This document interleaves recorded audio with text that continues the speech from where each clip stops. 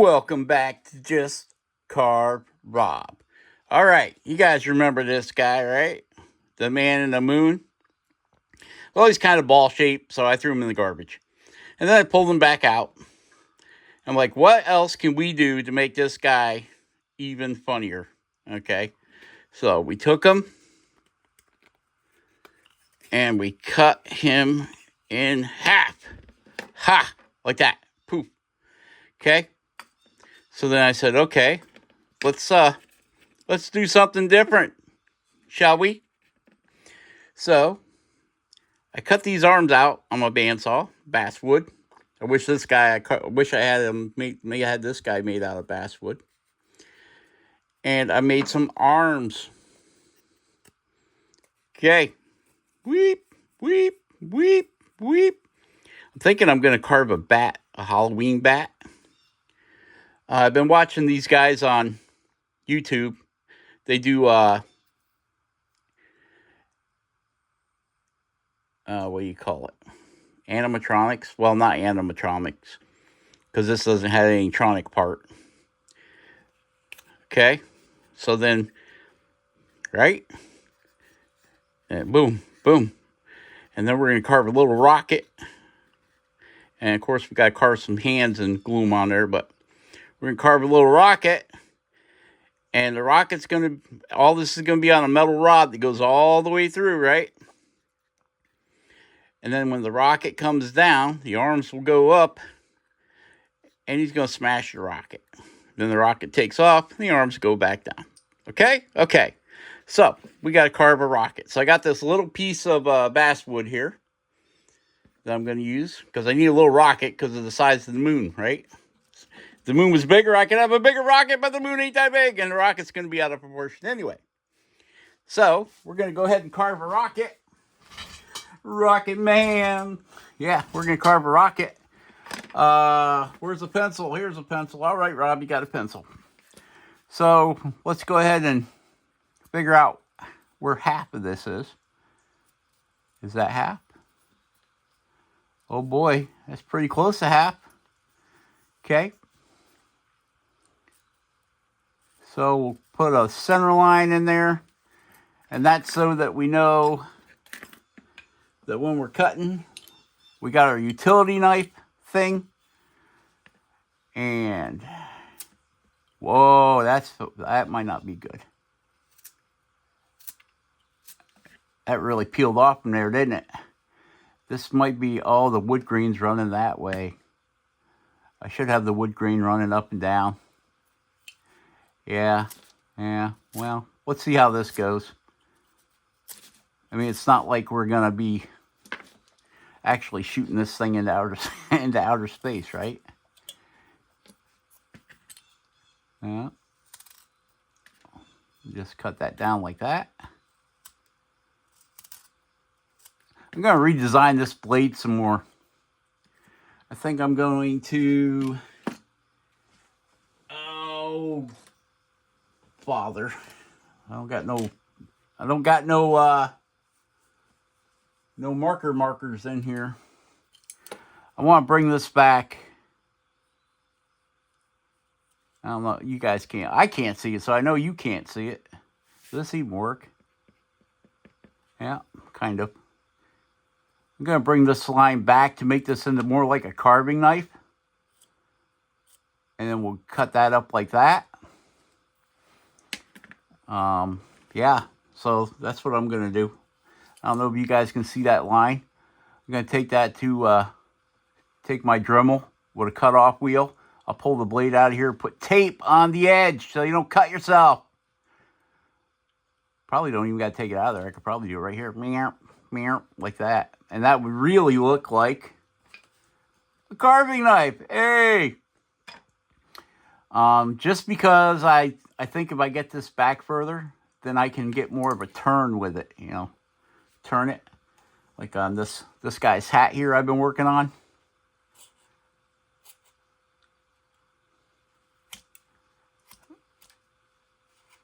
And then, yeah, when this goes dull, you can do it just like your regular carving knife. just try to match the angle of the blade, the angle of the dangle. And remember to lift up before you get to the end. You don't want to flop that over because then that'll, the compound will get on the edge of your knife blade and it may round it over a little bit. So like that there, yeah. Yep, like that. But I'll do a further video on what, how to do that blade. I've had requests for it, so we'll make a video on that. Let's see. Now remember, our wood grain is sideways, so be careful here. You don't want to accidentally, because I got a feeling this would break really easy if you go that way. So just be careful. Don't push really hard. You can come back and take more off. There ain't nobody taking it away from you, like I tell my kid. When he was little, you give him a candy bar and be like, gone. I'm like, Sonny boy, why'd you eat that candy bar so fast? Well, it was good. I'm like, yeah, but now it's all gone. So don't worry about it, man. There ain't nobody going to take it away from you.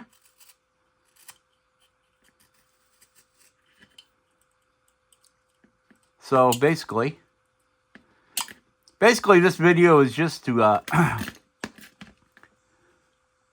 show you what I'm doing with a animatronic type thingy. So I'm sure you all can carve a missile, a rocket. I've got faith in you. I know you can do it. I can't. Apparently my line's crooked. Gotta take this down a little bit more here.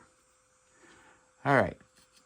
So let me get this rocket carved and I'll be right back. All right? All right, Spike? All right. AmyJo, you and your doggone moon. All right, are you ready for the dreaded voiceover? Yeah, I gave up on that piece. I figured I was going to chop a finger off, so I went back out in the scrap pile and found this piece with the grain running up and down.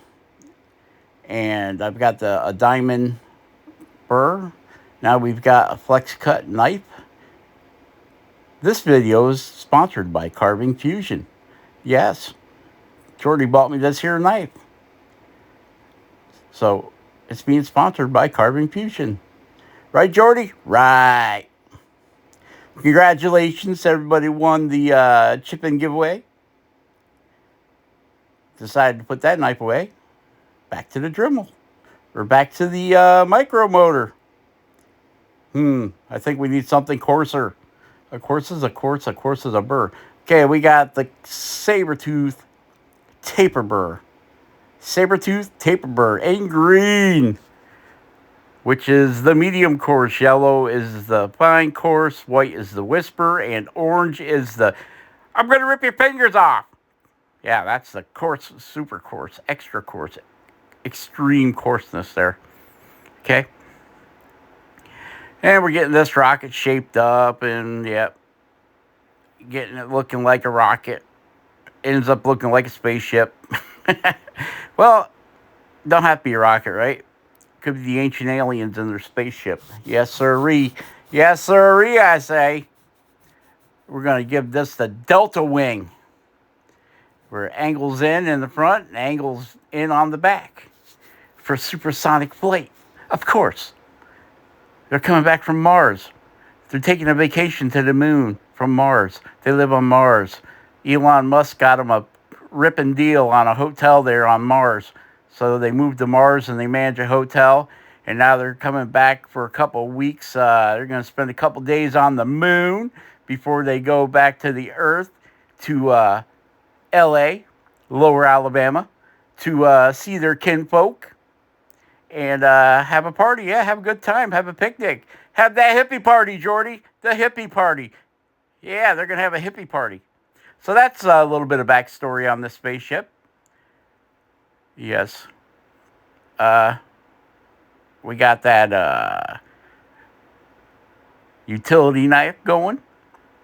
I've really enjoyed carving with this utility knife. So much so, yeah.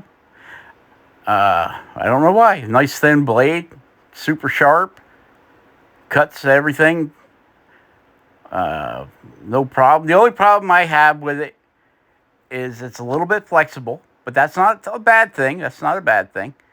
It's a little bit on the flexy side, which it would be because of the thinness of the blade. Is the overhang on the top of the knife handle. This is aluminum.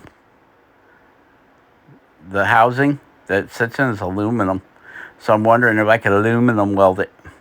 Aluminum weld it. Bring that beak down, but then you're losing the support behind the blade because you got to remember these blades aren't very long. I don't know. I have to fiddle around with it a little bit more. I have a couple of these utility type knives like this, with the blade does not retract. Okay, I'm not a big fan of the ones that retract. Once upon a time, I was doing drywall, and you're leaning into that 1/2 inch drywall, so you're leaning into a utility knife to get it to break drywall. I hate drywall, by the way. Hate it. Hate it with an ever-loving passion. I hate it. And my hand hit the little button, and the thing slid in and almost cut the tip of my index finger off on my right hand. Yeah, so I'm not a big fan of the retractable utility knives. This one, if you get cut, you're going to get cut because the blade's out all the time, right? I even got a little holster for this thing when I got it from Goodwill, right? And got a little holster for it. It came in its own little holster thing. So, if you're doing work, drywalling or whatever, and you need a utility knife, you whip this baby out, and you don't got to worry about that blade sucking in on you. Okay, that's enough of my rant about utility knives. The ones that are like a folding knife, they used to be big at all the DIY stores. I don't know if they still are. I really haven't checked. But I bought one from Harbor Freight. It's a Husky, so it flips closed like a pocket knife, and that's okay. That works all right because the blade don't slide in; it just closes. And it's a lock blade, so you really got to be using it backwards to make it bite you. Oh, we ought to take that and turn it into our traveling carbon knife.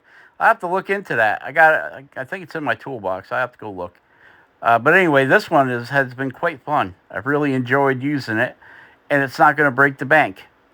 I don't know what these things cost now, but like I said, I think I bought this one at Goodwill for like $2 with the holster. Even if you got $12 in the tool and the blades, I guess you could get a Beavercraft knife for like $14. So there's always that too. It depends on which way you want to go. I don't know. It's just impressed me being what it is. There's an old cowboy carver on YouTube, and that's all he ever used to use. And he didn't even cut the blade back like I did. He used that baby like a utility knife, and he used it for all of his rough out work. And then he would jump into the gouges and chisels and other types of knives. But I'll tell you. And he did the same thing. He'd run that, it would get dull. He'd run it on a power strop, bring that edge back up. There you go. Get a lot of life out of one of them blades. You keep her stropped up. Don't drop it on the floor. And don't use it for cutting shingles. That's what happened to my other blade that was in here. I had to cut some tar paper with it, and it boogered that blade up something terrible. Well, it wasn't tar paper. It was some kind of weather shield that had like stone on it. And there it is. There's our rocket. And I was trying to use this old piece of bandsaw blade, but it didn't work out for me. So I'm going to skip past this part because we didn't end up using that. Continuing on with the dreaded voiceover. Okay, here's the arms. I drilled them out 1/8 of an inch so I could put those. So we needed to find some string. There's a finishing nail I cut in half. I've got some paracord. So I could stack it in there. I think it's 550 or 770 or something like that. I don't know. The front number is how many cords are in it. 1, 4, 5, 6. Okay, so this is, I guess, what they call 660 paracord. 6 strands of stuff inside of a nylon sheath that I think is good for 600 pounds. I don't think I would trust it, but I've never tried using it to pull myself up a tree or anything. Look at that, we got our Carving Fusion lighter. Well, I bought the lighter, and Jordy sent me this case, so I carved this case. The other one, Jordy maybe, is out in the garage. He put magnets in the bottom of it for me so that I can light my torch with it and then just stick it, magnetic it right onto the tank so I don't lose it. Because for me, once I put one of these lighters in my pocket, I don't know where it goes. They just disappear out of my pocket. I've got some silver, what do they call that? Duct tape? Not, it's metal though. I'm going to put on this lighter so his eyes are shiny. I don't know. Maybe I should have went with a different color lighter. I thought blue would look neat, but I might be wrong. I might be wrong. I might be crazy. Okay, so we're going to take the arm, and that's the hole that's going in there. So I'm going to tie this on there. Once I get this all tied up, I'll be right back. All right, let's see. Well, things didn't go as smoothly as I thought they were going to go. Of course, they never do. They never do. So, let's see. What do we got going here? All right, so we got our moon guy we're working on. We don't need this guy. We don't need him. And we don't need pencil. And I don't think we need knife, but we'll put that over there. We need a couple nails. Okay, so what did you do, Rob? All right, so I've been working on this moon guy. And I had to get some tubing. So I had this old brake tubing laying around, kicking around. It's an old rusted piece of brake tubing, but it had some good sections, so I cut it off. And I inserted it in here, right? Well, why do you need 2 tubes, Rob? I'll show you. Hang on. Don't get ahead of yourself here. Okay. So, we got these nails, just the finishing nail. And I ended up having to drill this guy out and put these hardwood plugs in here, and here, because it was just waffling this soft wood here. It was just wallowing it out. This oh, what is it? Balsa wood. Don't carve balsa wood. That's all I can say. Don't carve balsa wood. I almost recarved the whole thing in popple. I got a 2x6 popple out there that was given to me. And I almost recarved the whole thing in popple wood. Just because of this. Okay. And I had to put these metal tubes in because the balsa wood's so soft. Okay. So, we got 2 tubes there. And we got 2 arms. Nope. Well, this thing's just getting tangled up in there. So, let's see if I can do this on camera. We're going to take this and we're going to try putting it down through the second tube. Probably not going to be able to pull it off. Probably going to need an implement to help me with it.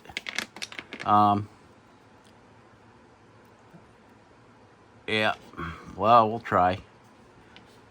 We'll try. Shadows. No. We're going to need something to poke that.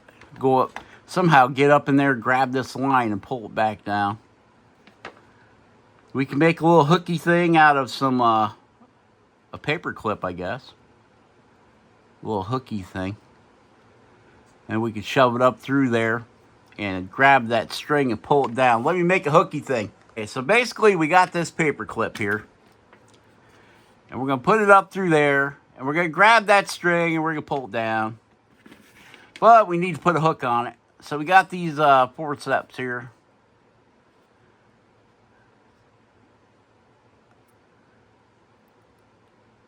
And I'm just going to bend. It's going to have to be a really tight hook to fit up inside that tube. Oh, not tight enough yet.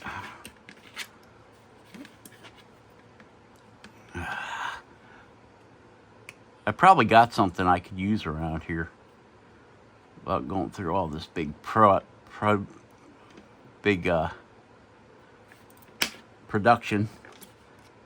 Okay, that fits. But we don't have no hook. So we're going to have to spread that open a little bit. How are we going to do that? I don't want to use one of my good knives for this. We'll try using the back of our utility knife. Remember, kids, don't do this at home. It's going to make your dad mad. Okay, it still fits, all right. So, we just made a tool. See how easy that was? Now, will the tool grab our rope? Did we got enough opening of our hook? Yeah, I'm all thumbs today. I know. Somebody's yelling at me. I can feel it. What are you doing, Rob? Oh, man. Come on. Come on. You want to go in there. You know you do. There we go. Bada boom. As our old friend at Studio on the Lake would say. Up. Not bada boom. We got to get that. Okay, we got that. We had to get that end that we burnt. See, I burned them together. We had to get that burnt end through there. Come on, you guys. Stop getting tangled up. Okay. So let's get these guys untangled here. All right. Did we got them untangled? Yep, we got them untangled. This is paracord. I don't know if I showed that or not. Okay. So this one goes there. That one goes there. We pull the string. Boom. And we put that on the nail like that. And we put that one on the nail like that. And there we go. Look, he can clap his hands. Okay. We'll cut these nails off after we get everything situated here. Okay, next thing is this metal rod, 1/8" clothes hanger. And I soldered that piece on there. Another piece of clothes hanger. That's for the upper tube to go through. Like that. See? Whoop, whoop. Now, what's going to get glued on there, I couldn't glue them on before I did this part because it had to go through the tube, is the rocket. Okay. So, make sure our arms are down. They are down. And then we can wrap this string around here. And when we pull our rocket down, boom, the moon's smacking that rocket, right? Well, we want our rocket to go down all the way. I got to glue him on there. Okay, so we'll epoxy that rocket on there. And then at that point, we can pull our bottom cords, okay, so that our rocket can go up there and our spaceship is going to come down. And boom, there we go. Okay, so that's the way that's all going to work. And of course, like I said, we're going to cut these nails off.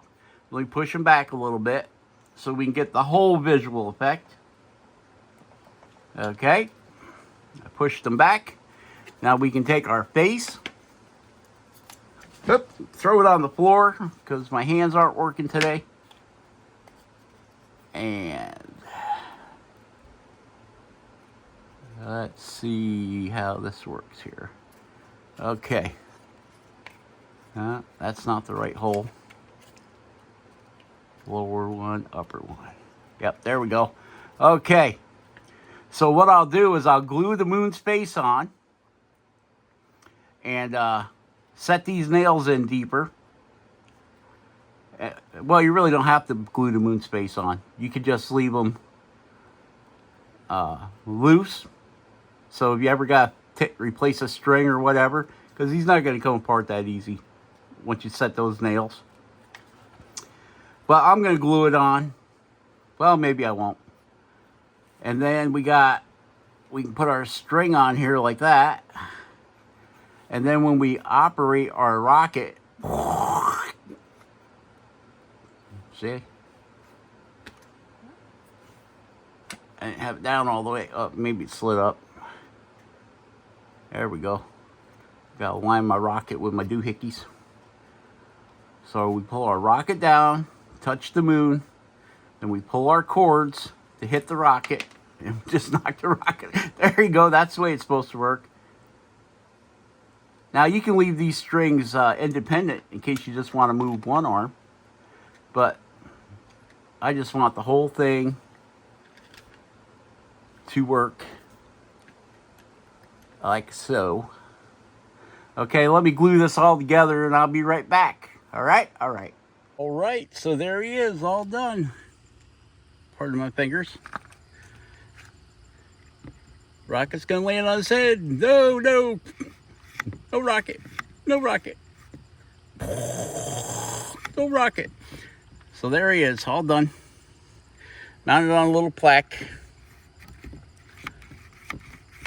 Might paint this thing here black to match, but this isn't his permanent home. All right, so share, subscribe, and like. Be awesome, carve something awesome, and we will catch you on the next one. Bye-bye.